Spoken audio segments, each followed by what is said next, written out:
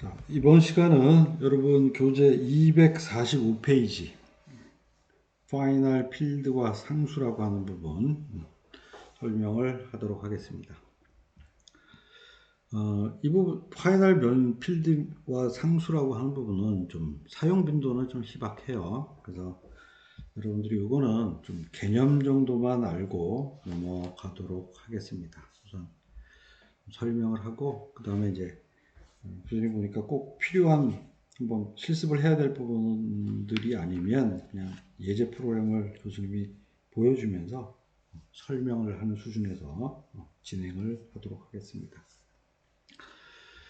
자, 먼저 이제 파이널 필드라고 얘기를 딱 하면 벌써 의미가 있죠. 이 파이널, 마지막이다라는 의미를 벌써 가지고 있어요.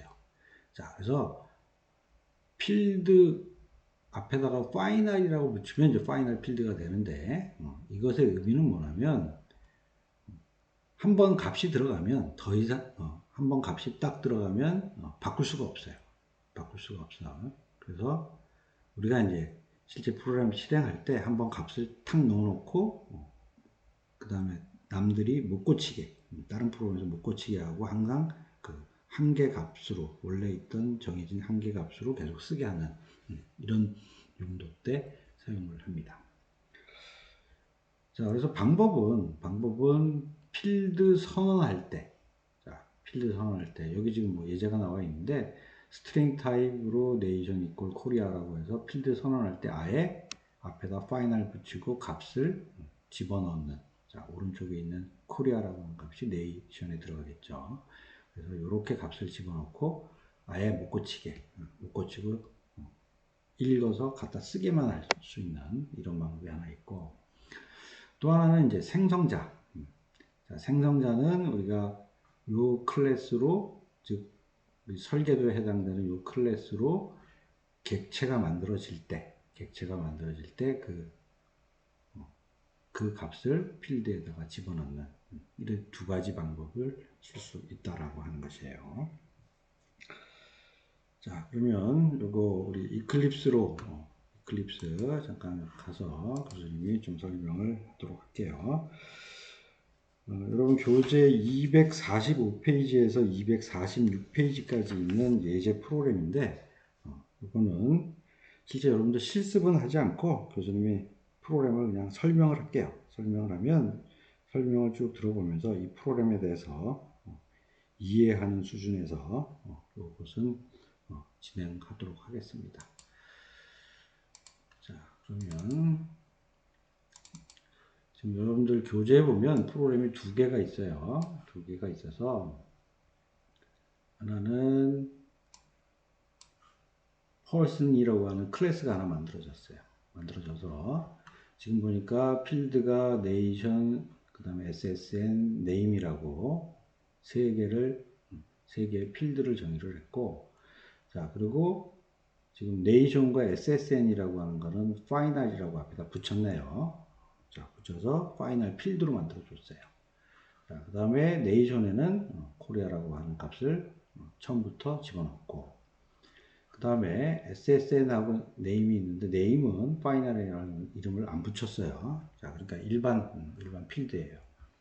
자, 그리고 보니까 생성자, person이라는 생성자 하나 만들어서 파라메타, 즉 매개 변수로 ssn과 name을 받으면 그것을 this.ssn, this.name 그랬으니까 우리 저번 시간에 배웠죠? 그래서 this라고 하면 만들어진 객체 자기 자신이라고 했어요. 그래서 만들어진 그 객체의 필드에다가 ssn name에다가 지금 넣어놓은 파라메타, 즉 매개 변수 값을 집어넣어라 라고 해서 나오는 생성자가 되겠습니다.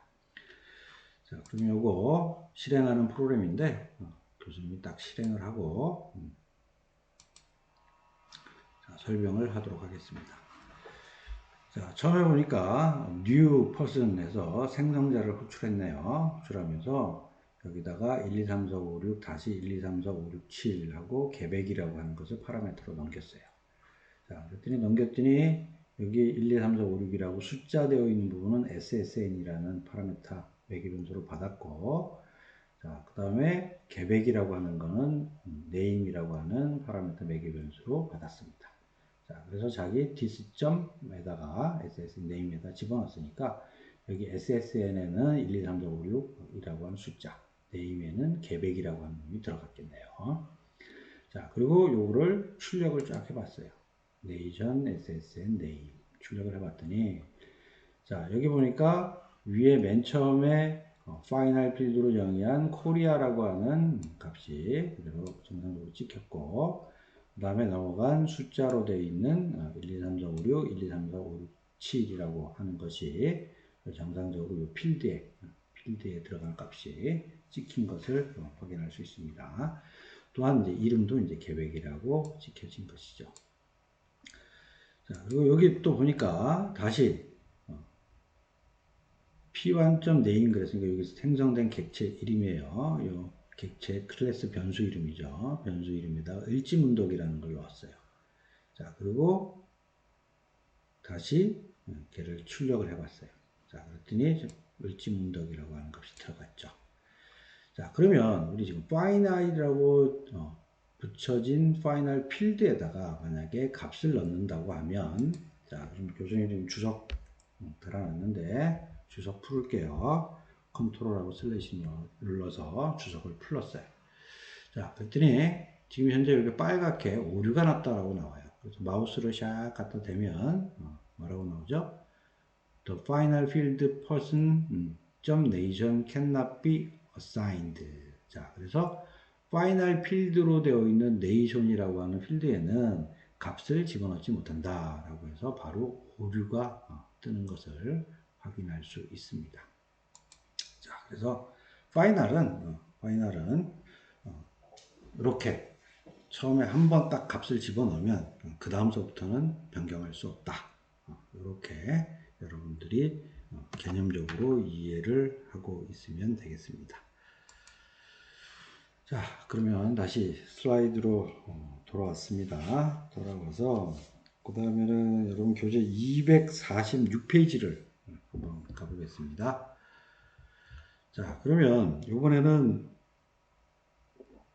final이라고 하는 곳에 앞에다가 static을 더 붙이면, 자, static은 우리 정적, 그죠? 정적 멤버에 붙일 때, 즉 필드나 메서드나 그 앞에다가 정적으로 만들어 주고 싶을 때 붙인다라고 했죠. 자, 그러면 static 필드라고 static final이라고 붙여서 필드를 만들면 그게 무슨 의미가 되냐? 상수가 됩니다. 자, 우리 수학에서도 상수라고 하면 그 값이 변하나요? 안 변하죠? 한번 그 값은 그대로 고정되어 있는 값입니다. 수학에서도 뭐 1, 2, 3, 4 이런 값들은 변하지 않죠. 그죠? 1, 2, 3, 4라고 딱 있으면 그 값은 실제 변할 수 있는 값이 아니에요.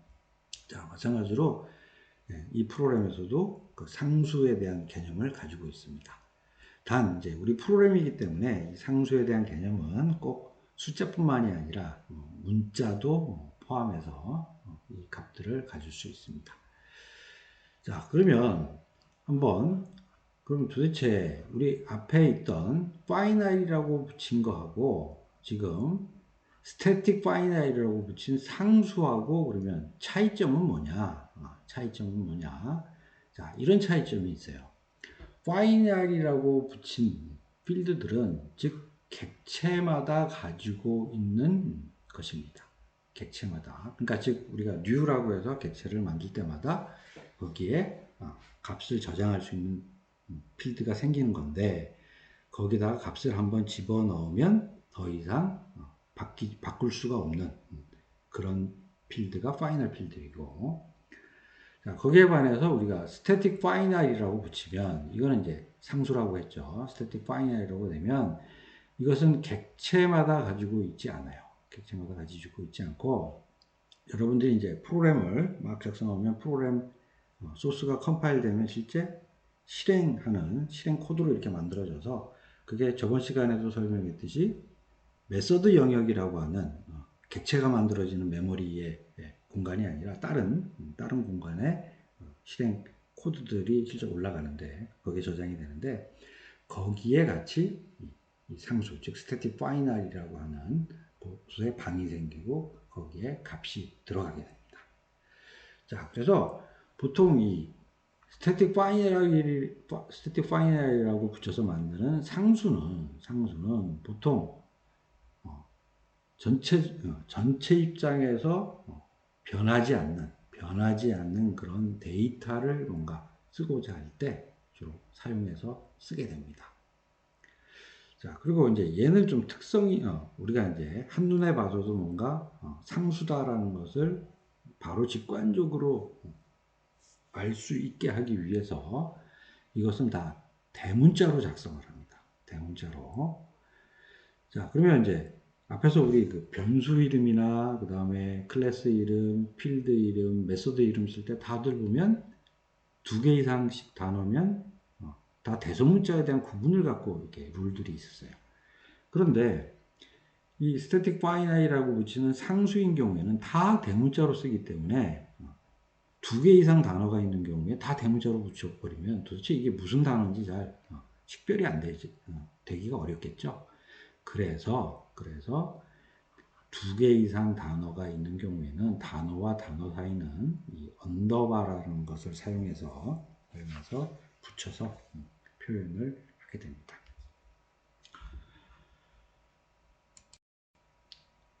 자, 그러면 여러분들 교재 247페이지에 있는 프로그램을 설명할 텐데 이것도 마찬가지로 실습은 제외하도록 하겠습니다.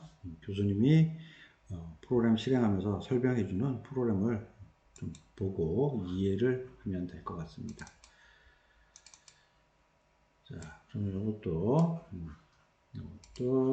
실제 두 개 프로그램이 있는데, 자, 먼저 보면 지금 Earth라고 하는 클래스를 하나 만들었어요.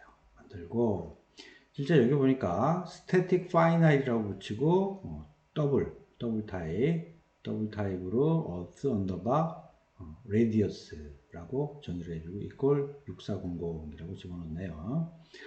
자, 우리 6400이 무슨 값인가 하면 지구의 반지름이에요. 6400km. 자, 우리 지구의 반지름은 변할 수 있나요? 변할 수 없죠. 변할 수 없어요. 자, 그래서 이제 이것은 상수값으로 해서 정의를 했고, 자, 그 다음에 또 상수 하나를 또 하나 정의했는데, static final 하고 더블 타입으로 earth underbar surface underbar area라고 정의를 해놓고, 자, 요거는 이제 여기, 자, 스태틱하고 중괄호 열고 이렇게 돼 있는데, 요거는 교수님이 이제 앞에서 설명을 안 했는데, 요 스태틱하고 중괄호 붙은 요 부분은 뭐 이렇게 쓰는 경우는 거의 없긴 해요. 근데 이거 이제 설명을 하자면 이것은 실제 우리 요 지금 프로그램 소스죠. 이 프로그램 소스가 우리가 실제 컴파일돼서 실행 코드가 만들어져서 아까 얘기했던 메소드 영역이라는 곳에 샥 올라갈 때 스태틱하고 중괄호 붙인 여기에 있는 프로그램이 실제 실행하게 됩니다. 자, 그러면 실제 그렇게 올라갈 때 뭐 하나 봤더니, 자, 4 곱하기 math.py. 자, 요거 지금 3.14 어쩌고저쩌고 나오는 부분이에요. 그래서 요거 자바 진영에서 제공하는 아예 그 상수로 정의된 값이 있어요. 자, 그래서 그거 곱하기 지금 위에 있는 상수로 정의한 earth underbar radius 곱하기 earth radius. 자, 그래서 이렇게 곱하면 결국 뭐가 나오느냐? 지구의 표면적이 얼만큼 된다라는 것을 나온다라는 거죠. 그래서 이것도 마찬가지 상수로 정의를 했습니다. 자, 그리고 지금 딱 보니까 상수로 정의하면서 전부 다 대문자 쓰고 있고 단어와 단어 사이에 언더바 붙이고 있고요. 그 다음에 상수라는 부분으로 나오는 부분에 조금 이탈릭체로 다 이렇게 뉘어 있는 것을 확인할 수 있습니다. 자, 그러면 요거 프로그램을 실행시켜서 실행 결과를 한번 보죠. 자, 실행시키니까 지금 여기에 있는 earth underbar radius, 그죠? 여기 지금 스태틱 형태의 필드니까 우리가 뭐 객체, 스태틱으로 먼저 정의가 되어 있으니까 new라고 해서 객체 생성할 필요 없이 바로 클래스 이름 점 여기 있는 필드 이름을 바로 써주고 그 다음에 거기 있는 써줌으로써 그 값이 바로 이렇게 출력이 되는 것입니다. 자, 그 다음에 또 어스 언더바 서피스 에어리어도 마찬가지 이렇게 출력된다라는 것을 확인할 수 있습니다. 자, 그럼 다시 슬라이드로 돌아갑니다. 자, 다음은 여러분 교재 248페이지에 있는 패키지라는 내용이 되겠어요. 자, 우리 패키지라고 얘기를 하면 뭐냐면 뭐하고 유사하냐면 우리 일반 윈도우즈에서 보면 우리 탐색기 있죠? 탐색기 쭉 만들어 놓으면 탐색기 내에서도 파일들이 많으면 그것을 굉장히 복잡해요. 복잡하니까 우리가 통상 폴더들로 하위 폴더들을 만들어서 따로 이렇게 관리를 해주죠. 자, 마찬가지 똑같은 개념으로 이 클래스 파일들이 개수가 굉장히 많으면 관리하기가 힘들고 보기도 힘들어요. 그래서 어떤 얘를 그룹 단위로 이렇게 묶어주는 거예요. 묶어주는 그것들을 우리가 패키지라고 얘기를 해요. 그래서 패키지는 뭐 한 레벨만 만드는 게 아니라 뭐 상위 패키지, 하위 패키지에서 밑에 패키지를 우리 마치 그 윈도우즈 탐색기에서 폴더를 밑에 이렇게 만드는 방식처럼 똑같이 그런 방식으로 만들 수 있습니다. 자, 그런데 대부분 이 패키지는 좀 전부 다 소문자로 다 작성하는 게 관례예요. 다 소문자로. 자, 그런데 조금 이거는 앞에 우리 변수나 클래스나 메소드나 필드나 그 다음에 상수 앞에서 배웠던 스태틱 파이널 상수 이런 것들은 그런 우리 관례대로 그렇게 명칭들을 대부분 개발자들이 작성을 해요. 그런데 이 패키지인 경우에는 다 소문자로 작성을 하려고 했더니 아까 우리 앞에서 봤던 상수 개념에서도 다 대문자로 작성을 하니까 이게 여러 단어인 경우에 굉장히 혼란스러워서 결국 언더바를 붙였잖아요. 그래서 얘도 마찬가지 다 소문자로 작성하니까 그런 좀 이 단어 2개 이상 단어인 경우에 이게 무슨 뜻인지 알기가 어려운 부분들이 존재합니다. 그래서 통상 이제 밖에서 우리 보면 여러 단어가 있는 경우에는 이제 좀 영문 대문자 약어를 쓰는 그러니까 대문자로 뭐 예를 들면 ADP 그래서 대문자로 ADP만 이렇게 쓰는 약어 개념으로도 밖에서는 많이 사용하고 있어요. 자, 그리고 이제 이런 패키지가 막 만들어지면 실제 우리가 지금 클래스 이름들을 이제 막 만들어내고 있는데 실제 패키지가 다른 곳에 동일한 클래스 이름을 갖고 있는 것이 있다면 실제 내부적으로는 다른 클래스라고 간주를 합니다. 자, 그래서 항상 인식하는 클래스의 이름은 패키지 그리고 패키지와 사이는 항상 점으로 구분해요.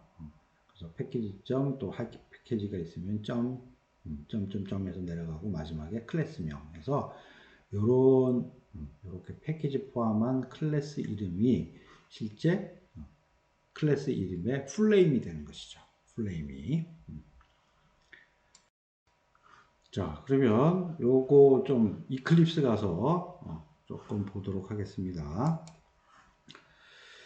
자, 우선 좀 요 설명 내용이 어떤 내용인가면 지금 여러분들 교재 249페이지서부터 253페이지 위에까지 그래서 뭐 이렇게 장황하게 이렇게 써놨는데 여기 뭐 별 내용 없고요. 그래서 이제 간단하게 요즘 이클립스에서 설명을 하도록 하겠습니다.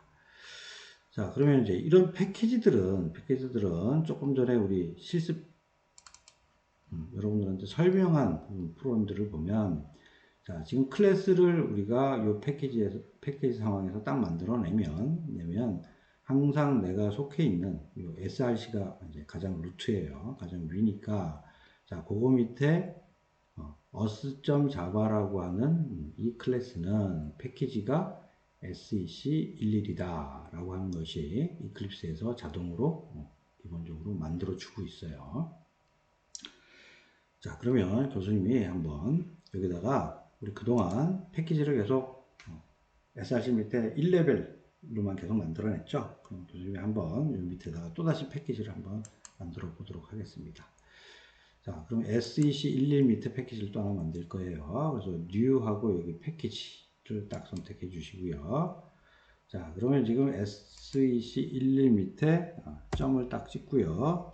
SEC1111이라고 교수님이 패키지를 하나 또 만들겠어요. 자, 그리고 피니시. 자, 지금 봤더니 SEC11 밑에 또다시 SEC111이라고 패키지가 만들어졌죠? 그죠? 만들어졌어요. 자, 그러면 여기 우리 클래스를 한번 만들어 봅시다. New하고 클래스. 자, 그 다음에 이거를 헬로우 자바 하나 만들어 볼까요? 헬로우 자바 이렇게 만들고 메인 메소드 있게 만들고 피니시. 자, 그랬더니 지금 만든 헬로우 자바.자바가 지금 있는 패키지를 보니까 src 루트 밑에 sec11 밑에 sec111 있죠. 자, 그랬더니 이 패키지 구조를 이클립스에서 자동으로 이렇게 만들어 주는 것입니다. 자, 그래서 아까 슬라이드에서 얘기했듯이 클래스 이름의 풀명칭은 뭐라고요? 앞에 여기는 패키지 점점 붙이고 마지막에 클래스명이 풀네임이라고 얘기를 했죠. 자, 그래서 이와 같은 패키지 구조가 존재하고 이 패키지 구조와 클래스 이름이 합쳐져야지 클래스의 풀네임이 된다라는 부분을 여러분들한테 설명을 해주는 것입니다. 자, 그 다음에 이제 교수님이 이게 지금 간단한 부분이니까 이렇게 보이는데 이 패키지 구조를 좀 볼 수 있는 방법이 두 가지 형태가 존재해요. 한번 여기 보면 삼각형 거꾸로 되어 있는 거 있죠? 이걸 한번 클릭해 보세요. 자, 그 다음에 여기 패키지 프리젠테이션을 클릭해 보면 자, 지금 두 가지 방식으로 되어 있어요. 지금 하이라키칼 계층 구조. 자, 그래서 지금 우리 보면 SEC11 밑에 SEC111이라고 되어 있는 부분을 우리 탐색기에서 윈도우즈 탐색기에서 마치 클릭해서 열고 하면 이렇게 계층적으로 보이죠. 그래서 그런 구조 형태대로 볼 때 우리가 선택하는 것이 이 하이라키칼이고요. 그 다음에 만약 플랫 형태대로 내가 이렇게 딱 선택을 하게 되면 자, 지금 어떻게 보이냐면 여기 보면 상위 패키지 점 하이 패키지 그래서 점점으로 연결되어 있는 형태대로 이렇게 보여지는 부분이 되겠습니다. 자, 그래서 요거는 이제 뭐 실제 굉장히 이런 경우가 있어요. 클래스가 굉장히 많아요. 굉장히 많아서 이렇게 한눈에 뭔가 좀 봐야 되는데 계층 구조로 이렇게 해놓으면 굉장히 이게 길겠죠. 길어서 다음 페이지까지 넘어가고 하는 그런 경우도 또 있을 거예요. 그래서 한눈에 좀 보기 위해서 쓰는 방법으로 이렇게 플랫 구조로도 보고 또 계층 구조로도 보고 그래서 본인이 보고자 하는 대로 이제 이 익스플로러 즉 탐색기에 패키지 탐색기에 볼 수 있는 구조를 내가 마음대로 두 가지 방식 중에 하나로 볼 수 있다라고 하는 부분이 되겠습니다. 자, 그러면 다시 슬라이드로 돌아가겠습니다.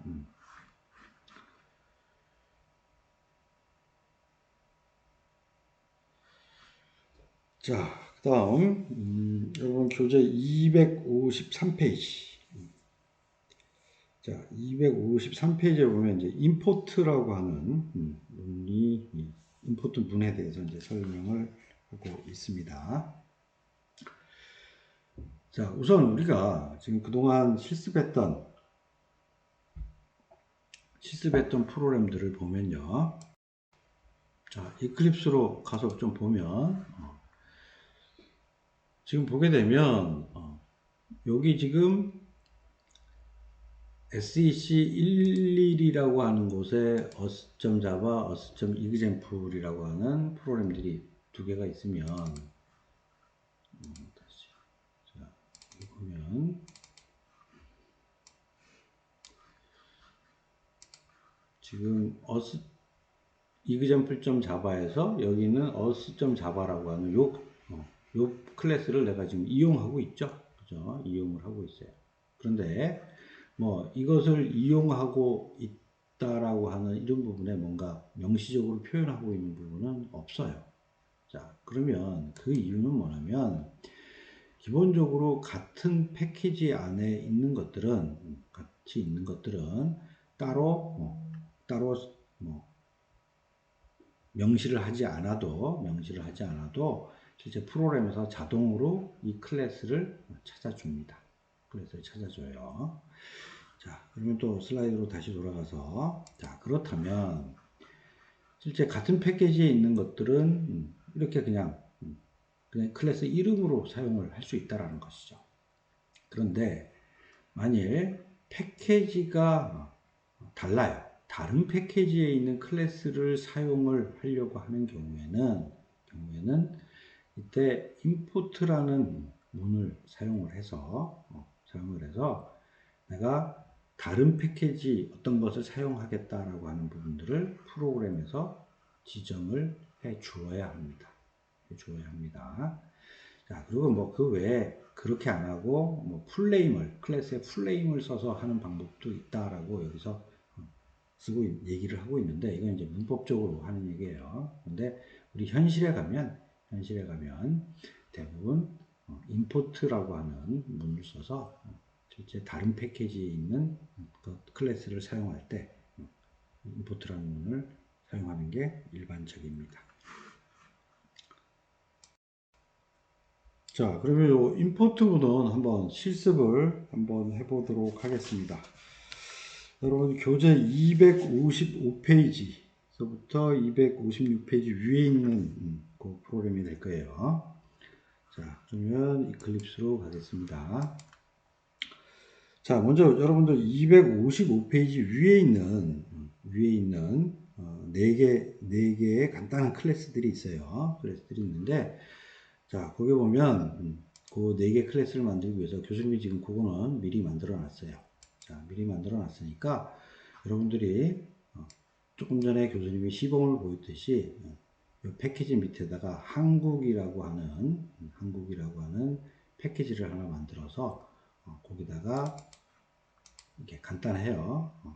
타이어.java 그 다음에 스노우타이어.java 자, 간단하니까 이렇게 그 다음에 또 금호라고 패키지를 만든 다음에 그 다음 빅 위드 타이어 요 광폭 타이어를 얘기하네요. 자, 광폭 타이어 자, 이렇게 하고 자, 그 다음에 또 금호 패키지 밑에 있는 타이어 이렇게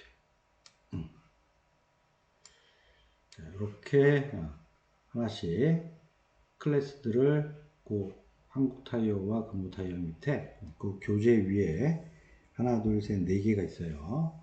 네 개에 대한 부분들을 이렇게 간단하게 클래스들만, 그죠?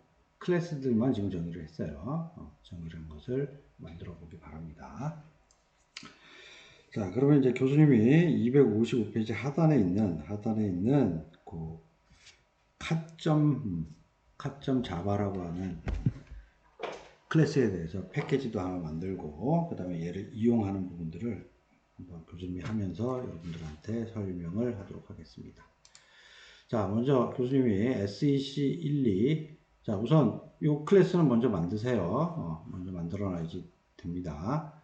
자, 그러면 이 밑에 SEC12 밑에 교수님 패키지를 만들겠습니다. 그래서 이 밑에다가 그래서 my company라고 패키지를 하나 만들겠습니다. 자, 그 다음에 이 패키지에다가는 new에서 클래스를 뭐라고 만들 건가 하면 car라고 클래스를 만들도록 하겠습니다. 자, 그 다음에 뭐 메인 메소드는 체크할 거예요. 이거는 뭐 실행까지는 안 갈 겁니다. 자, 그리고 피니시. 자, 그러면 카점 자바를 교수님이 여기다가 이렇게, 아이고, 이거 다 가야 되네. 이렇게, 이렇게, 이렇게. 자, 그래서 이렇게, 올렸습니다. 자, 그러면 이제 각 클래스를 이렇게 하나 만들어 놓고요.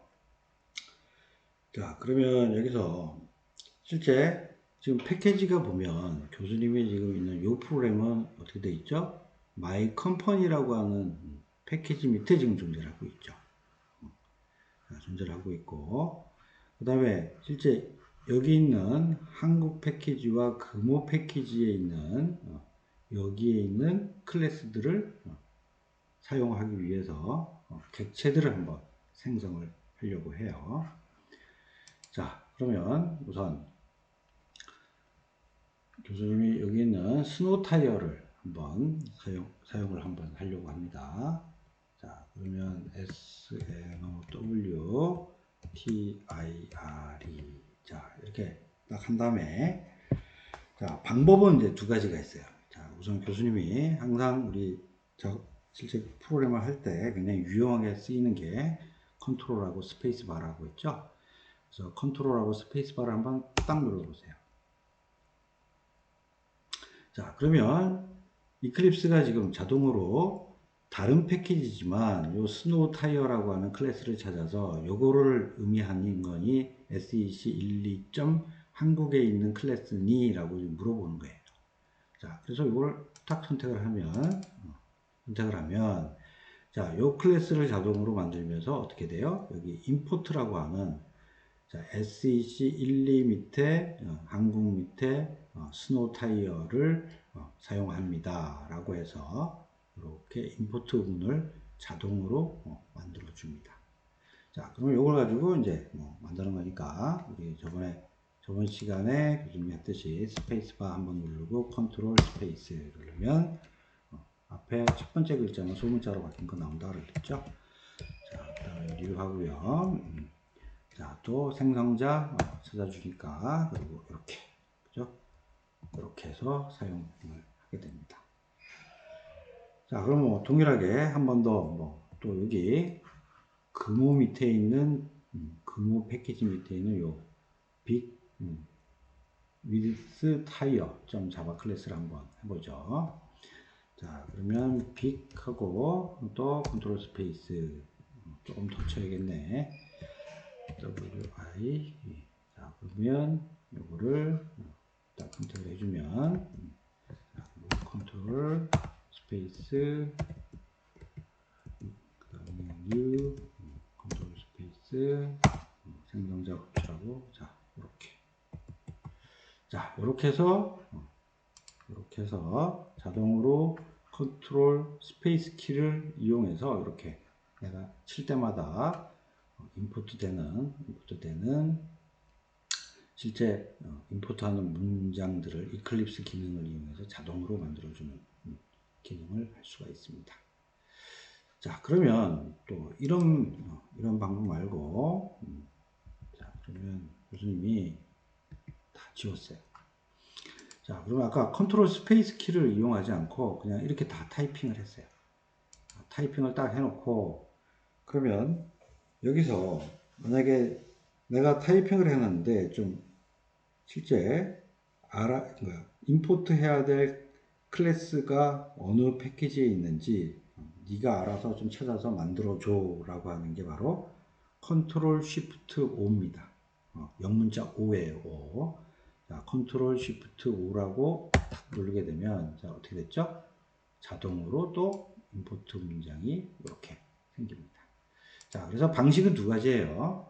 두 가지 방식이니까 여러분들이 두 가지 방식을 다 쓸 수 있습니다. 그리고 우리 임포트 문은 또 어떤 기능이 있냐면 실제 요 패키지 안에 지금 어느 클래스를 쓰겠다라고 해서 요 클래스 명칭을 정확하게 이렇게 써주는 방법도 가능하고요. 아니면 이 별표, 와일드 카드라고 하는데, 이런 별표를 쓰게 되면 실제 그 패키지 안에 있는 모든 클래스를 내가 사용하겠다라고 하는 의미로 얘가 인식을 합니다.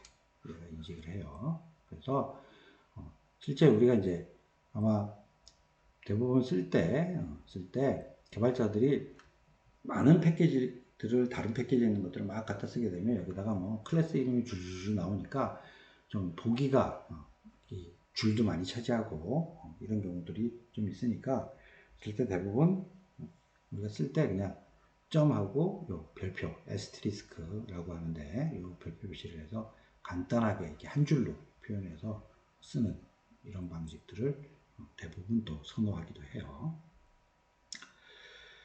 자, 그러면 여러분은 이제 교재 밑에 이제 있는 내용은 그냥 교수님이 그냥 개념적으로만 좀 설명을 할 텐데, 이제 무슨 얘기를 교재에서 지금 얘기를 하고자 했냐면, 이제 이 얘기를 하고자 했던 거예요.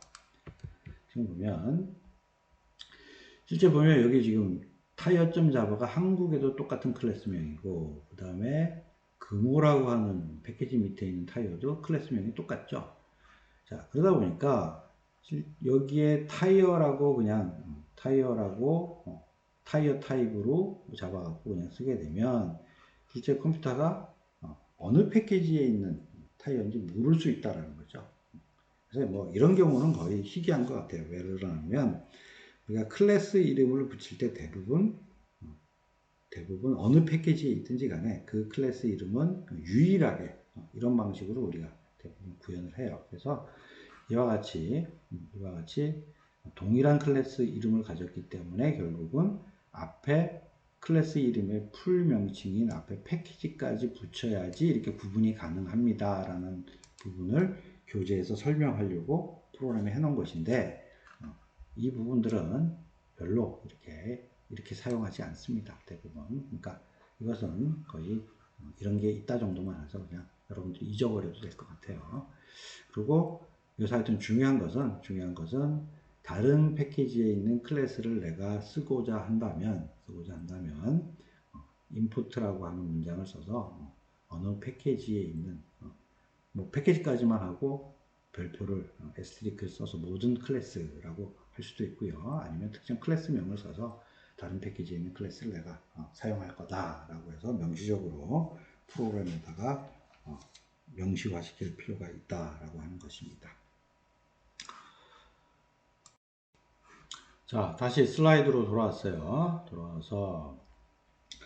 자, 이번에는 여러분들 257페이지에 접근 제한자라고 하는 부분을 좀 설명을 하도록 하겠습니다.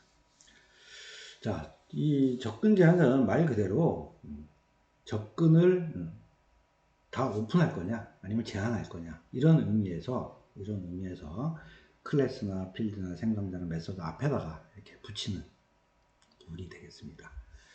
자, 근데 밑에 여러분들 교재 257페이지 중간에 보면 이 표가 있어요. 표가 있는데 실제 우리 밖에서 현실적으로 쓰는 거는 퍼블릭하고 프라이빗 두 개만 써요. 자, 그래서 두 개만 별표를 하세요. 별표를 하고 아마 여러분들은 그냥 두 개만 갖고 쓰면 될 겁니다. 그리고 나머지 것들은 이렇게 특히 뭐 프로텍티드 이런 거는 복잡해요. 개발자들이 이렇게 복잡하고 뭐 경우수에 따라 다른 부분들을 가급적이면 단순한 표준으로 우리가 와서 개발하기 때문에 그냥 퍼블릭과 프라이빗이 있다라고 두 가지로 구분한다라고만 여러분들이 생각하면 될 것 같습니다. 자, 그럼 뭐 퍼블릭은 뭐냐? 자, 개방이에요, 개방. 자, 내가 내 클래스를 쓰고 싶으면 써라. 자, 필드를 쓰고 싶으면 써라. 생성자를 쓰고 싶으면 써라. 메소드를 쓰고 싶으면 써라. 라고 해서 다 오픈하는 경우에는 항상 퍼블릭이라고 하는 것을 앞에다가 붙입니다.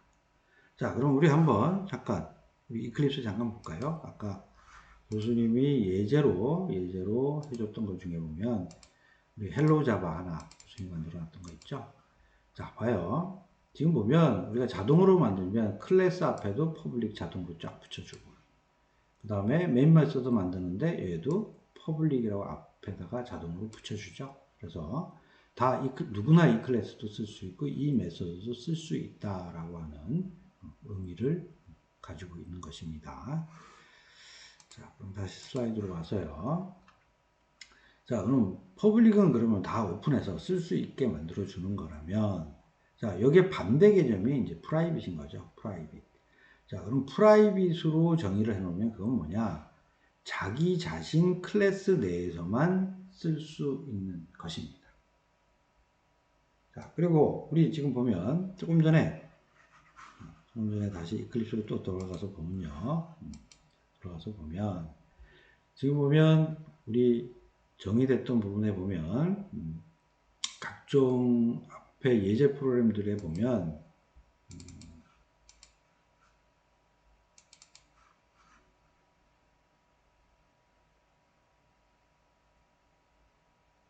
자, 지금 이건 다 퍼블릭 다 붙여져 있네. 다시 돌아가면, 자, 우리가 이런 퍼블릭을 생략할 수도 있어요. 자, 생략할 수도 있는데 생략을 하는 경우에는 어떤 의미를 가지고 있냐면, 원래는 이 프로텍티드라고 디폴트라고 하는 요 접근 제한자가 먹는 거예요. 그래서 같은 패키지 내에는 패키지 내에서는 꼭 이 퍼블릭이라고 하는 부분들을 붙이지 않아도 서로 다른 클래스를 쓸 수가 있습니다. 아까 우리 볼 때 임포트 문장을 안 써도 우리가 쓸 수 있는 거랑 똑같은 개념이에요. 똑같은 개념. 자, 그런데 이것도 그런 게 있나 보다 하고 그냥 잊어버리세요. 잊어버리고 그냥 여러분들의 접근 제한자는 퍼블릭과 프라이빗이 있다라고만 딱 생각하세요. 자, 그리고 그렇게 표시를 한 다음에 교수님이 딱 핵심적인 부분 요약을 해놨는데, 자, 여기다가 요 말을 그대로 책에다 써주시기 바랍니다. 자, 그래서 우리가 일반적으로 클래스를 만들어서 이 접근 제한자에 대한 규칙들은 이제 대부분 이와 같은 규칙으로 가져갑니다. 자, 그래서 클래스를 만들 때는 일반적으로 다 일단 퍼블릭으로 만듭니다. 퍼블릭으로 딱 만들고요. 그 다음에 필드를 만들 때는 우리 앞 시간에서도 얘기했지만 필드는 보안성의 문제로 어떻게 한다? 앞에다가 다 프라이빗을 붙인다라고 했죠. 프라이빗. 그래서 다른 클래스들이 이 필드에 직접 접근을 해서 읽어가거나 값을 바꾸거나 하는 부분들은 하지 않는다라고 했어요.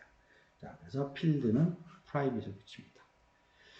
자, 그 다음에 이제 메소드는 뭐 아까 조금 전에 헬로 자바를 봤듯이 일단 메소드는 퍼블릭을 붙이는 게 우선 일반적으로 이루어지는데, 자, 그 메소드가 만약에 내부에서만 사용한다면, 클래스 내부에서만 사용하는 메소드라면 프라이빗을 붙입니다.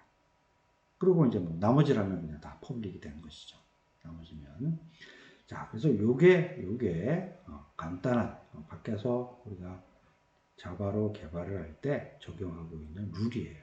룰. 그래서 여러분들이 요 룰만 딱 알고 있으면 될 것 같고, 그 다음에 이제 뭐 이런 퍼블릭이냐 프라이빗이냐라고 하는 부분에 적용하는 부분들은 또 2학년 올라가서 교수님 수업 시간에도 또 이 부분들은 계속 진행을 할 겁니다.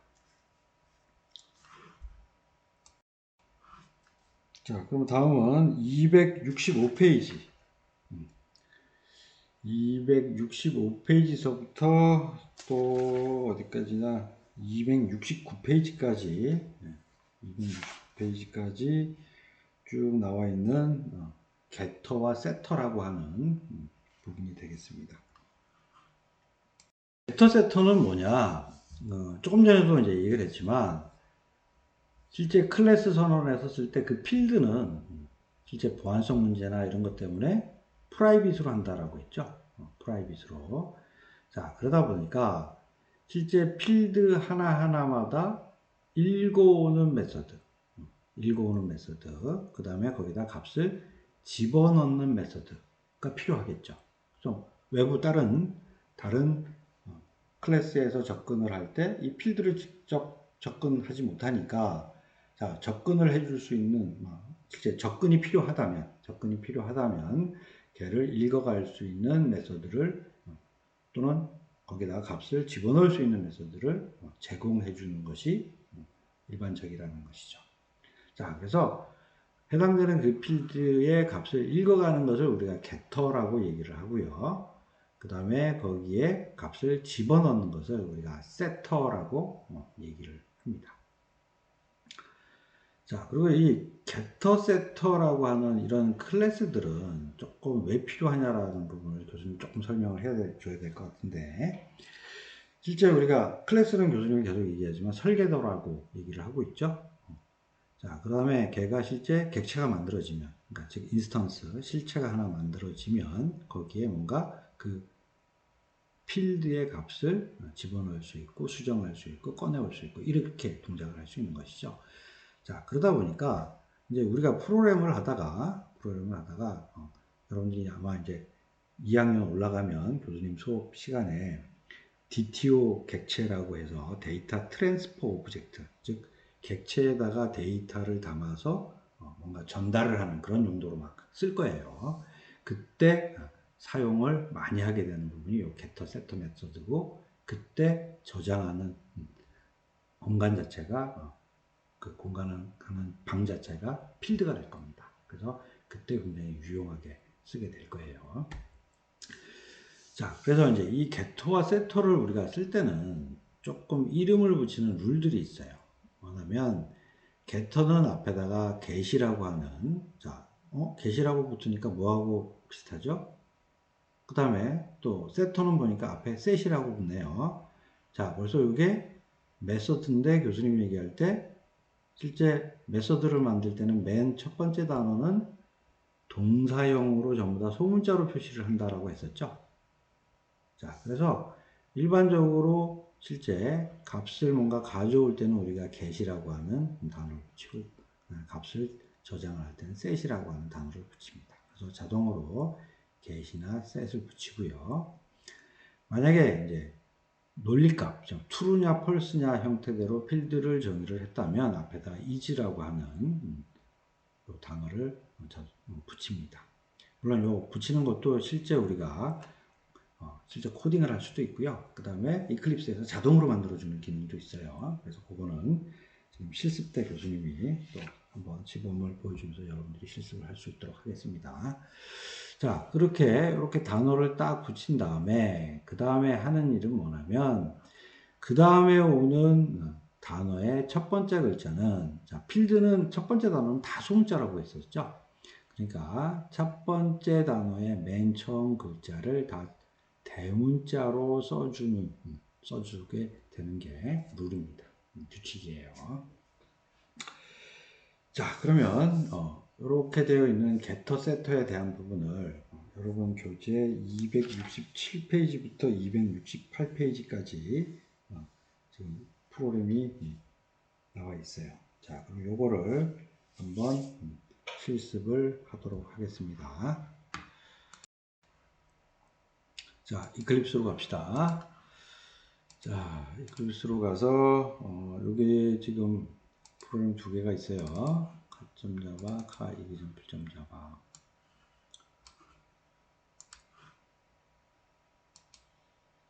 자, ka.java는 이제 어떻게 되는지 한번 봅시다. ka.java에는 지금 필드를 두 개 만들었네요. 정수로 스피드, 그 다음에 논리 타입, 불리언, 즉 참이냐 거짓이냐, 즉 true냐 false냐라고 물어보는 stop이라고 하는 필드를 만들어 놨네요. 자, 그리고 거기에 실제 아까 그 접근 제한자는 private, 즉 내부에서만, 내부 클래스에서만 접근할 수 있는 접근 제한자를 갖다 붙였습니다. 자, 그리고 교수님이 잠깐 그 앞에서 우리 막 얘기했던 부분에 잠깐 복습을 하자면, 자, 우리가 필드로 선언하는 경우에 어떤 초기 값을 우리가 주지 않는다면 디폴트 값, 실제 실행할 때 자동으로 들어가는 값들 보면 숫자 타입이라면 디폴트 값이 0, 논리 타입이라면 false, 그 다음에 문자나 참수 타입은 null이라고 하는 값이 기본적으로 기본값으로 들어간다라고 했었어요. 자, 그 상태에서 들어갔으니까 지금 선언하고 했을 때는 뭐 스피드는 0일 거고 스탑은 불리언 형태, 즉 논리 형태대로 논리 타입이기 때문에 스탑에는 false라는 값이 들어갔을 거예요.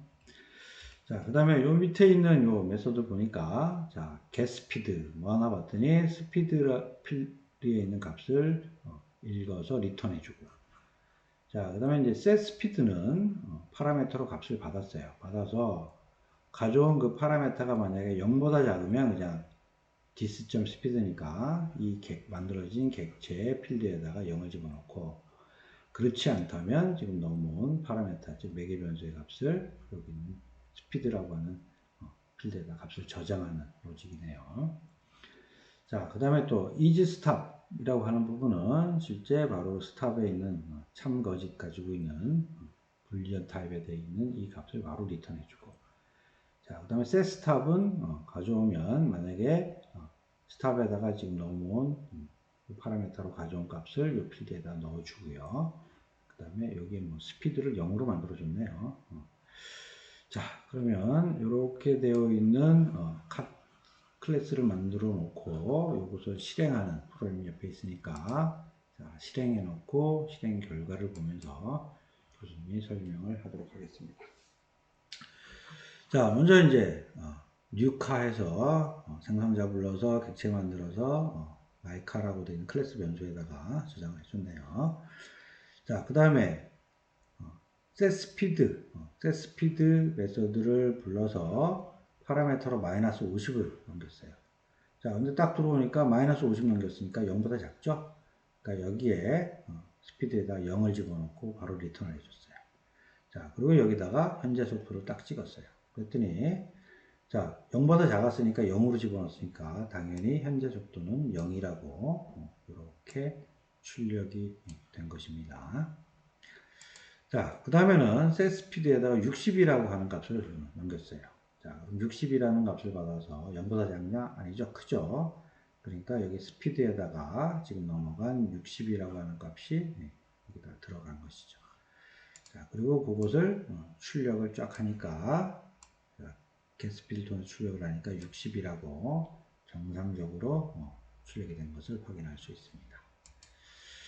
자, 그 다음에 이제 isStop이라고 isStop이라고 메소드를 불렀는데 부르면 현재 있는 값을 리턴을 하죠. 근데 아까 원래 stop이라고 하는 것이 디폴트 값이 false라고 했어요. 그래서 false라고 하는 값이 넘어왔는데 자, 요거 느낌표 부정음이죠. 부정으로 물었으니까 다시 이게 참이 됐죠. 자, 그럼 참이 돼서 자, 그럼 요번에는 setStop 부르면서 true라고 넘겼어요. 자, set stop 받아서 true라고 받았으니까 stop에다가 지금 넣어놓은 true를 집어넣었어요. 그럼 이제 stop에는 true라고 하는 값이 저장이 된 거고, 자, 그 다음에 speed에다 또 0을 넣네요. 그러면 speed는 0이 됐어요. 자, 그러고 나서 다시 get speed에서 speed 값을 읽어와서 출력을 하니까 바로 이렇게 0이라고 하는 값이 출력이 됐습니다. 자, 지금 교재에는 이렇게 지금 코딩한 형태대로 나오는데 교수님 이거 샵 다 주석 처리해버리고요. 주석 처리해버리고 자, 우리가 이렇게 지금 프라이빗 형태, 프라이빗 그 접근 제한자를 갖는 이와 같은 필드들을 막 정리를 한 다음에 자, 지금 보면 아까 getter, setter라고 하는 필드 하나씩 읽어오고 그 다음에 필드 하나에다 값을 집어넣는 getter와 setter들을 이클립스에서 자동으로 만들어 줍니다. 자, 그럼 자동으로 한번 만들어 볼까요?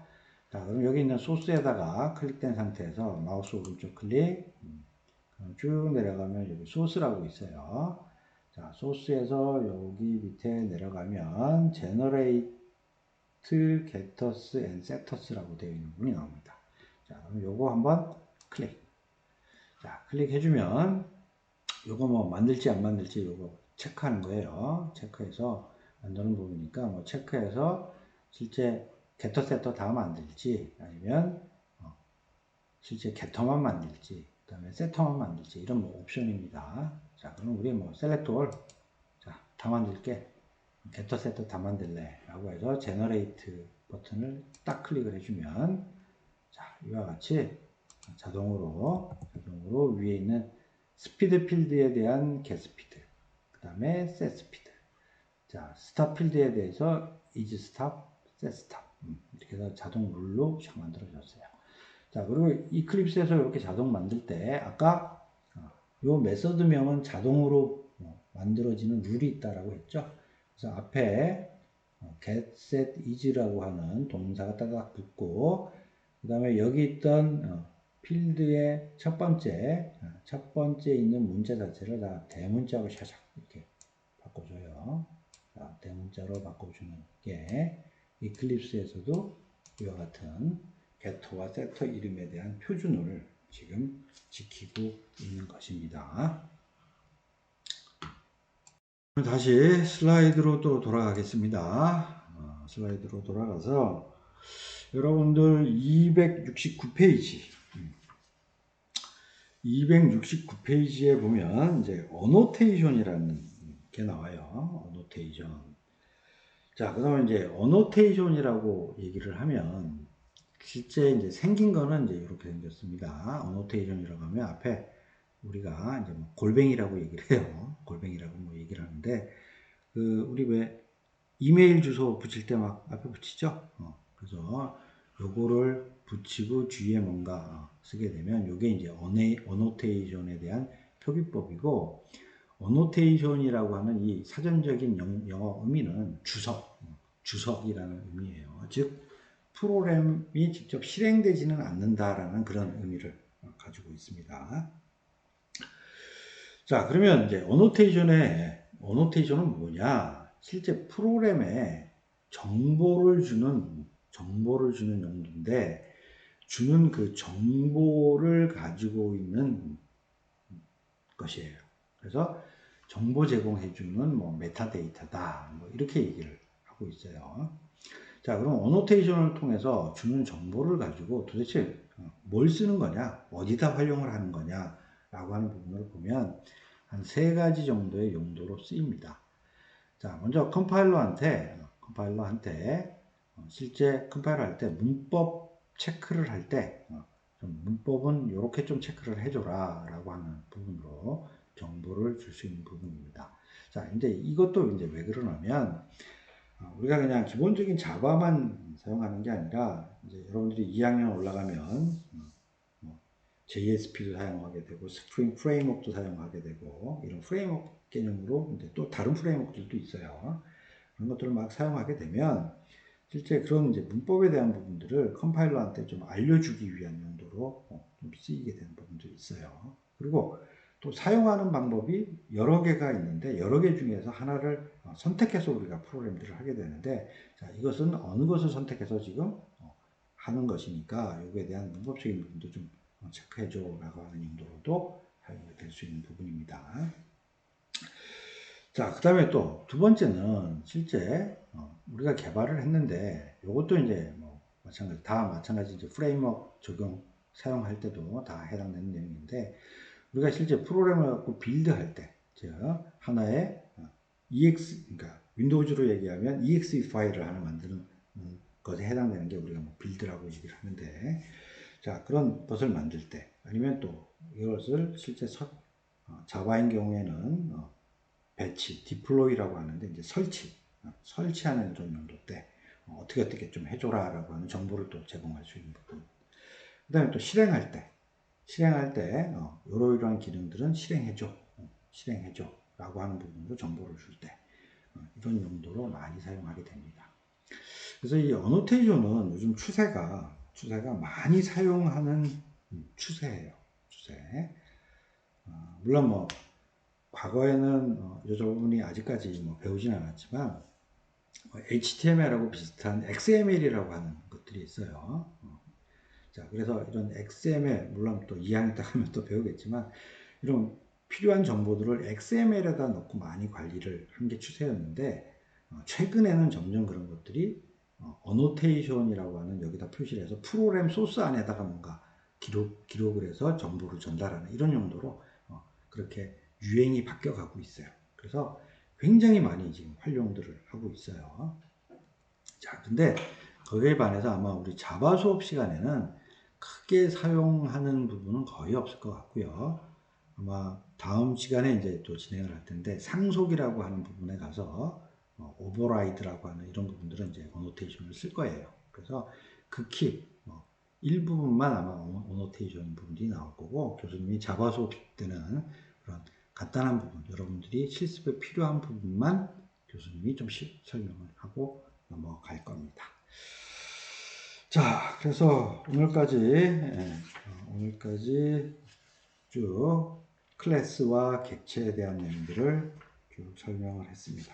자, 그래서 이 부분이 조금 여러분들이 클래스나 객체에 대한 부분이 아직은 좀 낯설 수가 있어요. 좀 낯설 수가 있으니까 일단 실습 프로그램 하라라고 한 부분들은 좀 꼭 한 번씩 해보고 그 다음에 조금 이해가 부족한 부분은 계속 또 여러분들이 프로그램을 작성하면서 계속 앞으로도 뭐 이 프로그램은 계속 2학년 때도 계속 작성을 할 거예요.